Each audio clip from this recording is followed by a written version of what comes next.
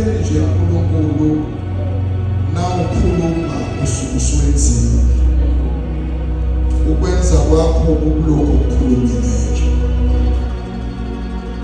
Siyabonga baba wethu ongcwele ukuthi Nkosi ubone ungaphelele nxa ubungevuse leli althari lomkhuleko lingahlanganiswe nalutho. uNkulunkulu siyabonga ukuthi asikhulekanga ngendlela wena Nkosi okulindele ngayo. Uthe wena Nkosi ezweni lakho asikhuleke singaphezi.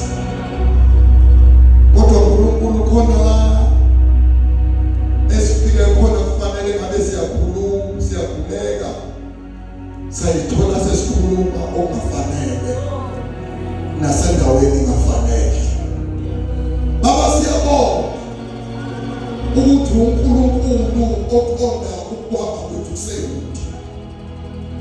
uNkulunkulu obona izinto engaphezu kwengqondo yethu.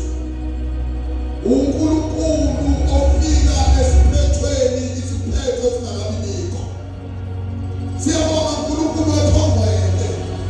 Siyabonga ukusivusela lokusa. uNkulunkulu ethongwele siyaphanda ebusuku ukuthi uNkulunkulu ongcwele mhla sesingasenzi lokho kade kwenziwe lana. Wosihlakaza uNkulunkulu ethongwele. Ngeke bekuhle uNkulunkulu ongcwele sibese endaweni la umuntu abona utho bese thina singakwenzi lokho othe Nkosi asokwenza. Siyabonga uNkulunkulu ethongwele ukuthi Nkosi ekulaleleni kwethu wena Nkosi uyokwenza okukhulu uNkulunkulu wethu onamandla wonke. Siyabonga uNkulunkulu ethongwele ngalomndeni kaSengwane ukuthi nje uNkulunkulu wethu omuhle uvume ukwamukela into ayibonge ukuthi Nkosi ibheke kuphi. uNkulunkulu wethu ongcwele nangabe wenza utho awudingi umqondo womuntu kusuke sabanele uNkulunkulu ongcwele nakukhilelile.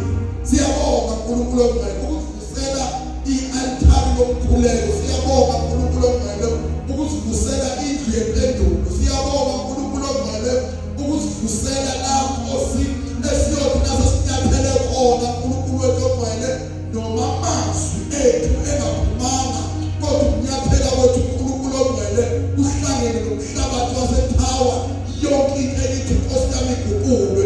Sibongile uNkulunkulu wethu ongcwele sihlanganela phakathi Nkosi ebusuku nasemva konyaka sizothi bayede uhlu lamawuhlu bayede wena ophakeme kakhulu kunabanye uNkulunkulu bayede wena okhona bayede uNkulunkulu wethu ongcwele. Sibongile Nkosi nazi bheka emuva ingqondo yethu iyasala ukuthi Nkosi sifinyelele kanjani lana uNkulunkulu wethu onamandla wonke.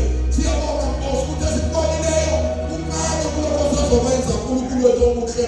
Siyabonga uNkulunkulu wethu ongcwele ukuthi sisabona kuncane okukhulu uNkulunkulu wethu ongcwele osibekele khona ngaleli Thawa yakho uNkulunkulu okuyivusileyo. Kubeka-ke uNkulunkulu ongcwele wenze konke okusehlelweni lakho ukuze uNkulunkulu wethu ongcwele isizwe sonke iSouth Africa yonke uNkulunkulu wethu ongcwele ibazi ubukhona bakho kule ndawo. Udumo maliwele kuwe nasebusuku ngenxa kaJesu Kristu